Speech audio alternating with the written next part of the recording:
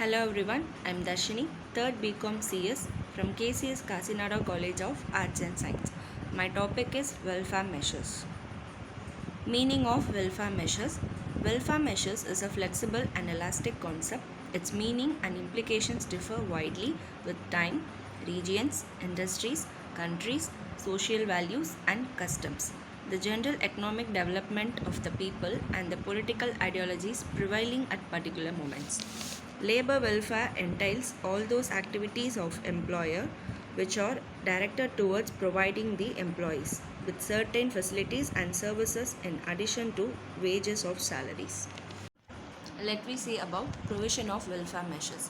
Chapter 5, Section 42 to 50 of the Act deals with facilities for the welfare of workers. Washing facilities. Section 42, facilities for storing and drying clothes. Section 43, facilities for sitting. Section 44, first aid appliances. Section 45, canteens. Section 46, shelters, restrooms and lunchrooms. Section 47, creches. Section 48, welfare officers. Section 49, power to make roads. Section 50. And then washing facilities. Section 42. In every factory, A. Adequate and suitable facilities shall be provided and maintained for the use of workers. B. Separate and adequately screened facilities shall be provided for the use of male and female workers. C. Such facilities shall be easily accessible and shall be kept clean. There should be washing facilities in every factory for the workers, separate for male and female workers, properly screened, conveniently accessible and shall be kept clean. And then facilities for storing and drying clothing. Section 43. The state government may make rules requiring the provision of suitable places for keeping clothing of workers not worn during working hours, and for the drying of wet clothing in respect of any factory or class of factories. There should be facility so that worker can place their cloth not worn during the manufacturing process. There should be facility so that worker can dry their wet cloth. And then facilities for sitting. Section 43. In every factory, suitable arrangements for sitting shall be provided and maintained for all workers who are obligated to work in a standing position, so that the workers may take advantage of any opportunity for rest which may occur in the course of work. Every factory has to provide necessary sitting arrangements, particularly for workers who are obligated to work in the standing position. The Chief Inspector of Factories may direct the occupier of any factory to provide suitable seating arrangements as far as participle. And then first aid appliances.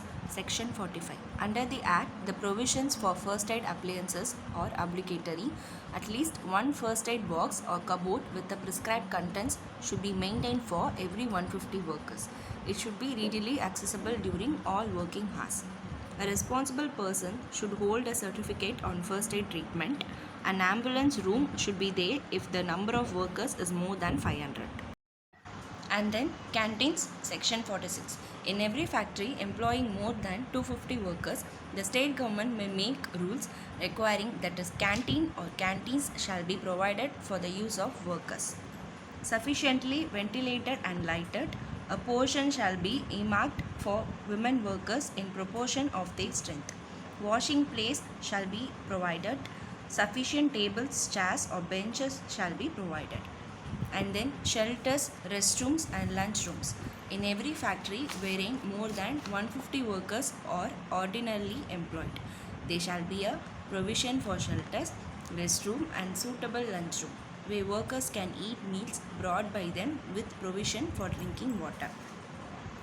However, any canteen maintained in accordance with the provision of Section 46 shall be regarded as part of this requirement. Where a lunchroom exists, no worker shall eat any food in the workroom. And then creches. Section 48.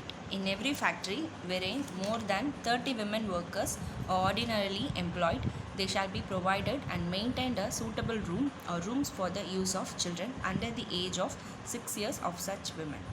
Such rooms shall be provided adequate accommodation, shall be maintained in a clean and sanitary condition. and shall be under the charge of women trained in the care of children and infants. Requiring the provisions in factories for care of children, provision of facilities for washing and changing their clothes. Requiring the provision in any factory of free milk or refreshment or both for such children.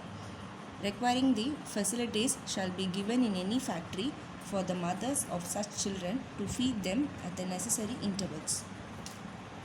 And then welfare measure officers, section 49, in every factory wherein 500 or more workers are ordinarily employed, the occupier shall employ in the factory such number of welfare officers as may be prescribed under section 49 subsection 1. The state government may prescribe the duties, qualification and conditions of service of such officers. Even if a factory, say a sugar factory, employs over 500 workers only for a few months in the year and not continuously, the occupier shall employ the prescribed number of welfare officers. And then power to make rules. Section 50. The state government may make rules exempting subject to compliance with such alternative arrangements for the welfare of workers as may be prescribed. Any factory or class or description of factories from compliance with any of the provisions of this chapter. Requiring in any factory or class or description of factories that representatives of the workers employed in the factory shall be associated with the management of the welfare arrangements of the workers. Thank you.